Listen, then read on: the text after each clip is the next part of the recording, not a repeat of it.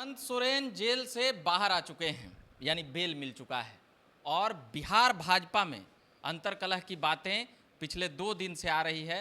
कभी अश्विनी चौबे जी का बयान आता है, कभी सीनियर नेता संजय पासवान का बयान आता है। उसको लेकर अभी देख रहे होंगे प्रमुख प्रवक्ता यहाँ पर सब लोग बैठे हुए हैं। जरा इन लोगों से हम सवाल जवाब कर लेते हैं। क्या कहिएगा, बीजेपी का सीनियर नेता की नाराजगी अब एकदम मीडिया में एकदम खुलेआम आने लगा। चौबे जी हमारे वरिष्ठ नेता हैं और व्यक्तिगत तौर पे अगर उन्होंने कोई बात सोची तो उसका इजहार उन्होंने किया। हमारी पार्टी लोकतांत्रिक पार्टी है, चौबे जी की ये व्यक्तिगत भावना थी। अब पार्टी और पार्टी का कैडर इस बात से एग्री करता है या नहीं, ये दूसरी बात है। हमारी पार्टी की लाइन बिल्कुल स्पष्ट है, rank and file. Sanjay Paswan ji ने भी अगर कोई बात कही है तो वो अपनी उनकी सोच है, उन्होंने बताया है। वैसे जब आप पार्टी में काम करते हैं और आप वरिष्ठ व्यक्ति होते हैं तो पार्टी के फोरम पे आपको अपनी बात कहना ज़्यादा उचित माना जाता है। पर लोकतांत्रिक व्यवस्था है, हम लोकतांत्रिक व्यवस्था में जीते हैं, हम लोकतांत्रिक व्यवस्था में रहते हैं। आपने अपनी बात कही, परंतु इंपॉर्टेंट ये है, महत्वपूर्ण ये है कि पार्टी क्या सोचती है।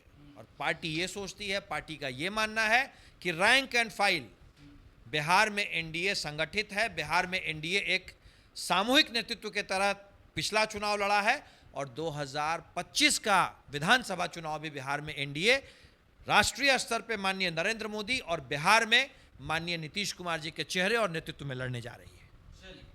मगर सीनियर नेताओं का जिस प्रकार से बयान है, प्रदेश अध्यक्ष के खिलाफ एकदम बागी तेवर, कह सकते हैं एकदम हटाहीत के दम लेने के लिए वो तैयार हैं एकदम सामने से। क्या बोलिएगा राकेश जी? देखिए, जो हमारे पार्टी के वो सीनियर नेता हैं, दोनों के बयानों के बारे में आप चर्चा कर रहे हैं।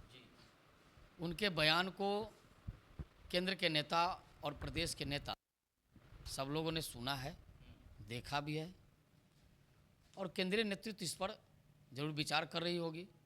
लेकिन हम आपके चैनल के माध्यम से एक आग्रह करेंगे।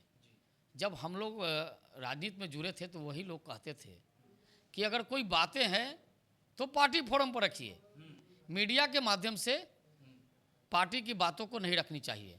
तो हम उनसे आग्रह करेंगे कि कटवे काट दिए अश्विनी चौबे जी का, तो बेचारा नाराज हो। हम उनसे आग्रह करेंगे कि आप ही ने जो कहा था, जो सुझाव दिया था, जो बताया था, आप उसी रास्ते पर चलते हुए आप जो भी बात है, अगर आपको प्रांतीय नेतृत्व नहीं लगता है तो आप केंद्रीय नेतृत्व के सामने जाके पार्टी फोरम पर, उचित फोरम पर ये बात रखिए। मीडिया में रखने से पार्टी का हानि होगा। आपने पार्टी को बनाने में बड़ी भूमिका है आपकी, आप बहुत मेहनत किए हैं, हम जानते हैं। लेकिन अगर आपने मेहनत किया है तो घर बना के घर ढहाने की तैयारी नहीं की जाए, घर को बचाने की कोशिश की जाए। और अगर आप अच्छा सुझाव के उचित फोरम पर देंगे तो पार्टी भी बचेगी और आपका भी सम्मान बचेगा। क्या कहिएगा इस नाराजगी को लेकर? पूरा एकदम बीजेपी टूट ही जाएगी कि बाहर जाएंगे, अंदर जाएंगे, क्या होगा यहाँ से? देखिए, भारतीय जनता पार्टी बिल्कुल मजबूत है और किसी एक नेता के बयान देने से पार्टी में कोई आंतरिक कलह की बात नहीं होनी चाहिए। अश्विनी चौबे जी हमारे पार्टी के सम्मानित नेता हैं। उन्होंने भारतीय जनता पार्टी के बुनियादी काल से लेकर आज तक उनके निर्माण में अहम भूमिका है। टिकट कटने की नाराजगी की वजह रही इस बार? देखिए, ये तो केंद्रीय नेतृत्व का फैसला है, उनका टिकट कटना तो हमारा केंद्रीय नेतृत्व का फैसला है। पार्टी किसे उम्मीदवार बनाएगी ये हमारा केंद्रीय नेतृत्व तय करता है।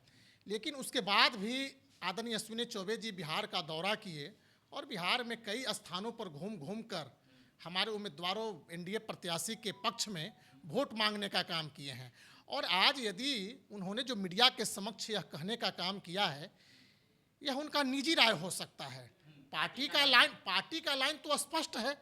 बिहार भाजपा के यशस्वी प्रदेश अध्यक्ष आदरणीय सम्राट चौधरी जी ने स्पष्ट कहने का काम किया है। आपके समक्ष, आप मीडिया के समक्ष भी यह बताने का काम किया है कि 2025 का बिहार विधानसभा का चुनाव बिहार के मुख्यमंत्री आदरणीय नीतीश कुमार जी के नेतृत्व में होगा और हम सफलता प्राप्त करेंगे। फिर से एक बार हम सरकार बनाने का काम करेंगे। तो बिहार के जो हमारे भारतीय जनता पार्टी का जो लाइन है वो केंद्रीय नेतृत्व, प्रदेश नेतृत्व ने स्पष्ट बताने का काम किया है। तो फिर इसमें बहस की कोई आवश्यकता नहीं है, न कोई बहस की गुंजाइश बनती है।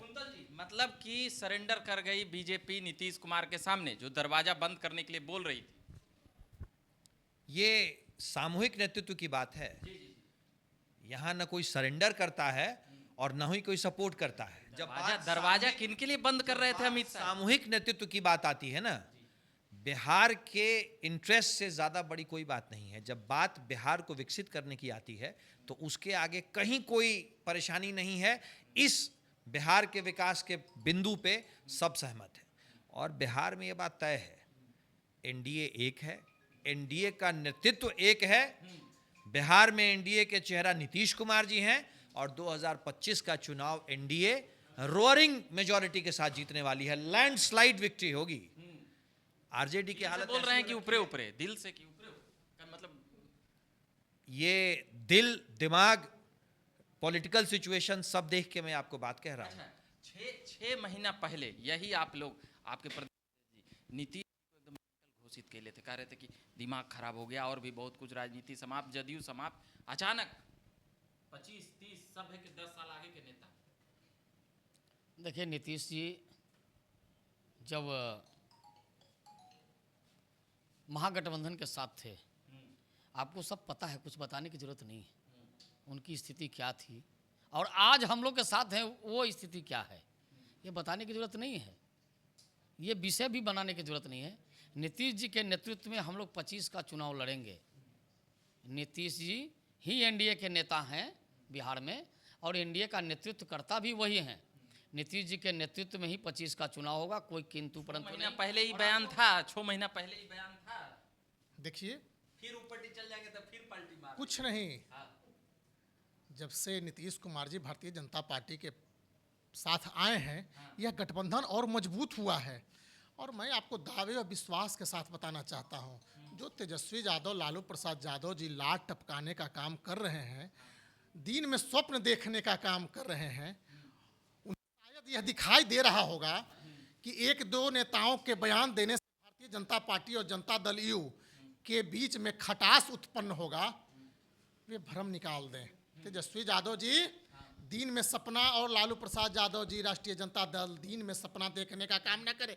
एनडीए गठबंधन मजबूत है। हेमंत सोरेन उधर बेल मिल गया। ये तो न्यायालय की प्रक्रिया है, न्यायिक प्रक्रिया के आए थे सुनने में आ रहा है। अरे न्यायालय न्यायिक प्रक्रिया के तहत उन्हें बेल हुआ है, उन्हें सजा से मुक्ति नहीं मिली है, उन पर केस चल रहा है और न्यायालय ने एक अवधि के बाद उनको बेल देने का काम किया है। ये नहीं है, बेल का मतलब यह नहीं है कि उन्हें अपने किए गए कारनामों से छुटकारा मिल गया। पर देखिएगा, इंडिया अलायंस अभी खुशियां मना रही है। उधर हेमंत सोरेन जो छूटे हैं उसको लेकर भाजपा अपना पूरा मशीनरी लगा दे रही है। भारतीय जनता पार्टी मशीनरी नहीं लगाया, आपको याद होगा या पता नहीं, याद नहीं भी होगा। लालू प्रसाद जी जब चारा घोटाले में जेल से बाहर आए थे तो हाथी पर चढ़ के आए थे। इसी प्रकार के ये लोग हैं, ये भ्रष्टाचार के आरोप में बाहर आए हैं, पूरा होली दिवाली मना रहे हैं। तो ये ऐसे ही प्रकार के लोग ही हैं। ये पूरा इंडी गठबंधन इसी प्रकार का दिवाली होली मनाता है। जब घोटाले में जेल से बाहर आएगा, कोई हाथी पर चढ़ेगा, कोई घोड़े पर चढ़ेगा, कोई बड़ी बड़ी गाड़ियों पर चढ़ेगा। उनको वो चूँकि पूरा बेशर्मों की टीम है, इन लोगों को कोई शर्म हया नहीं है। ये लोग इसी प्रकार की हरकत करेंगे, इनको इस सब चीज़ की कोई परवाह नहीं है। लगातार जेल भेज रही है भाजपा सभी विपक्ष के नेताओं को। न्यायालय उसको सीधे एकदम कह सकते हैं कि छुट्टी कर दे रही है, जाओ जाओ तुम लोग ठीक ठाक हो। इस देश में, चाहे वो केजरीवाल हो, संजय सिंह हो, इधर हेमंत सोरेन हो, इस देश में माननीय नरेंद्र मोदी जी के नेतृत्व में जो भी भ्रष्टाचार करेगा उसको जेल के सलाखों के पीछे जाना पड़ेगा।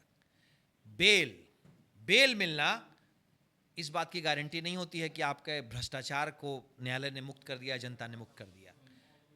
ज्यूरिस्प्रूडेंस में एक बहुत बेसिक प्रिंसिपल होता है कि bail is right and conviction is exception. भाई हम तो लोकतांत्रिक लोग हैं, लोकतांत्रिक प्रक्रिया में विश्वास रखते हैं। कोर्ट ने 5 महीने बाद हेमंत सोरेन जी को बेल दिया, ये मानते हुए, ये सोचते हुए कि एक तो बाहर आकर के वो फिर अपने पद और प्रभाव का दुरुपयोग नहीं करेंगे और जो जांच उनके ऊपर चल रही है भ्रष्टाचार की, उस जांच में पूरा सहयोग करेंगे। अगर वो जांच में दोषी पाए जाते हैं तो उनकी जगह होटवार जेल ही है। और ये भी बात आप मान लें कि ये जो परिवारवादी भ्रष्टाचारी लोग हैं, नरेंद्र मोदी की सरकार में इनकी अंतिम जगह, ये जो भ्रष्टाचार करके गरीबों को लूट करके जिन्होंने अपने महल बनाए हैं, इनकी अंतिम जगह कहीं होटवार जेल है तो कहीं बेऊर जेल है तो कहीं तिहाड़ जेल है। चलिए, अभी 3 प्रवक्ता लोग थे, पीयूष जी, राकेश जी और कुंतल जी। तीनों से हम जानने समझने का प्रयास कर रहे थे जो अभी चल रही थी राजनीति और झारखंड से लेकर बिहार तक की। बाकी मेरा नाम रविकांत हुआ, आप देखते रहिए झकास भारत। धन्यवाद।